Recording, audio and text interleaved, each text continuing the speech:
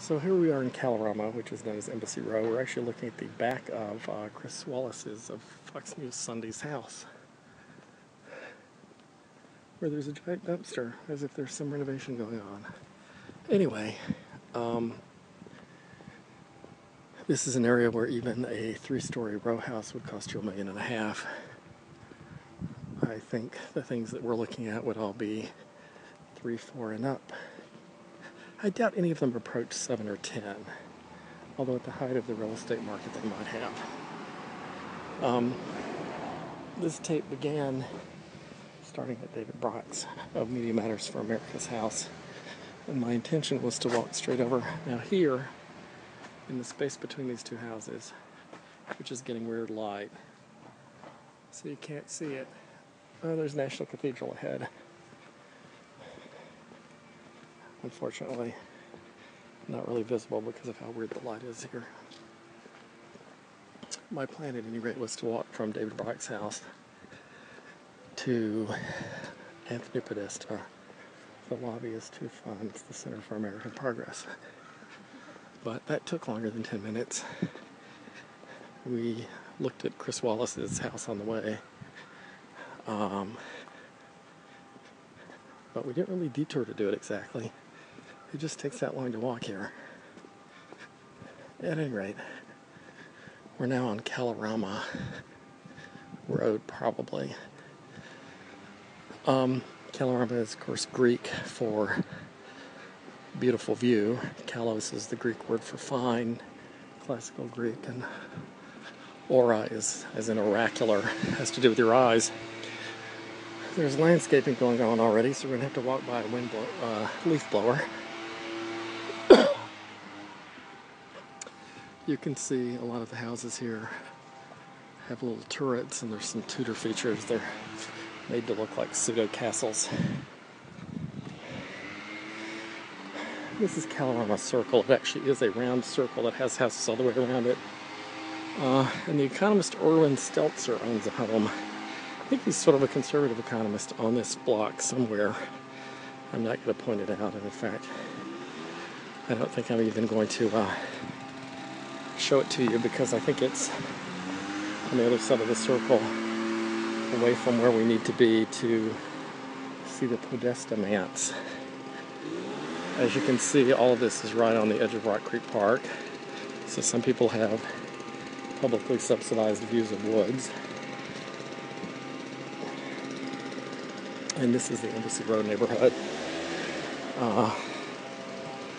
About 2 blocks to our west, which is the direction the sun is shining at us from, is Massachusetts Avenue, which is all embassies, kind of in a row. In fact, there are 3 B's in a row: Brazil, Bolivia, and Great Britain.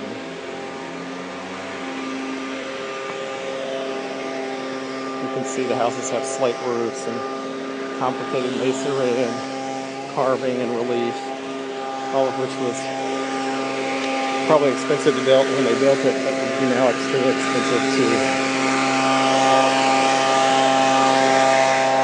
redo. There's also a house for sale right on Kalorama Circle, if you need to buy one.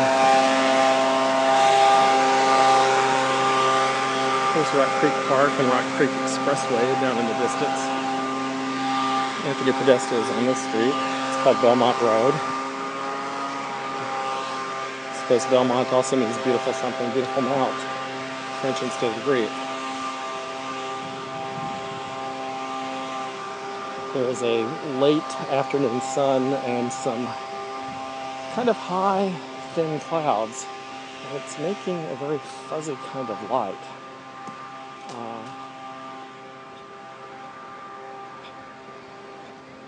I'm pretty sure one of these first houses, it's either 2430 or 2438. I believe it's 2438, although he may actually own 2 adjacent properties, is the Podesta Mansion. I think it's actually this one. It's either this one or the next one.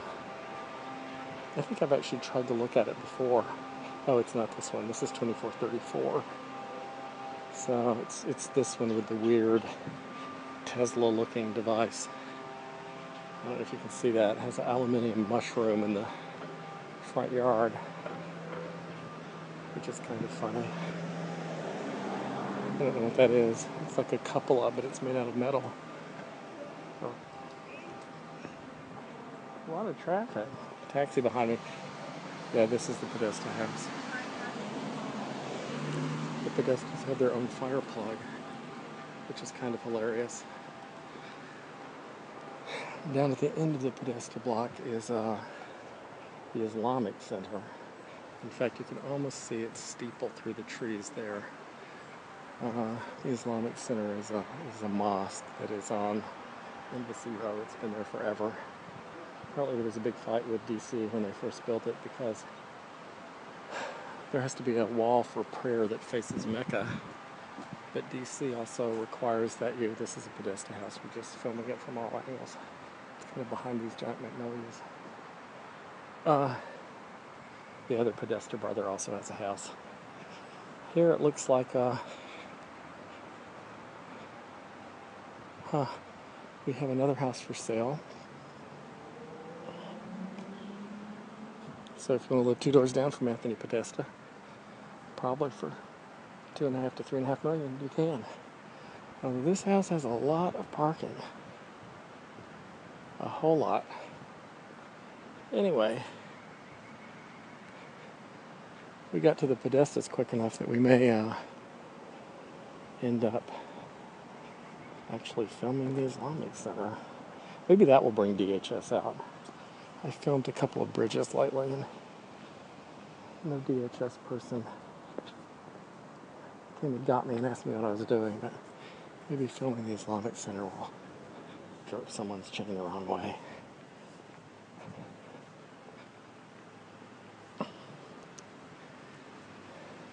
Anyway, this is where not all, but a lot of journalists and lobbyists and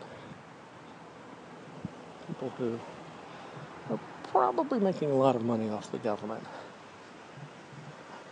Although I've had an occasional client, since I'm a realtor too, come to DC who made money selling real estate in Puerto Rico or Latin America or somewhere, and maybe the spouse decided they should just live in DC, and they come to DC and buy a $3 million house because they want to live in DC, even though they don't really make money from the government or from dealing with DC. This is clearly some kind of embassy again. There's a little blue flag up there. I think it's the back side though. Here are the garage entrances. So we may not get a glimpse into what it is. Here's the Embassy of Oman. And they have a camera watching us while we're filming them. Here's the Islamic Center ahead. Unfortunately, the sun is going to really interfere with my ability to film it for you, but there it is. Anyway, this back wall faces Mecca. The front wall, by law in DC, had to be parallel with the street, and that made the building in a regular shape, which I think was also against the law in DC. So back when it was built, there was a lot of zoning wrangling with DC for how they could build this and get it to satisfy everybody. And so you can sort of see there's a low part in front that faces the street, and there's this back part that's somewhat taller that faces Mecca. Here we have another embassy. Ruski.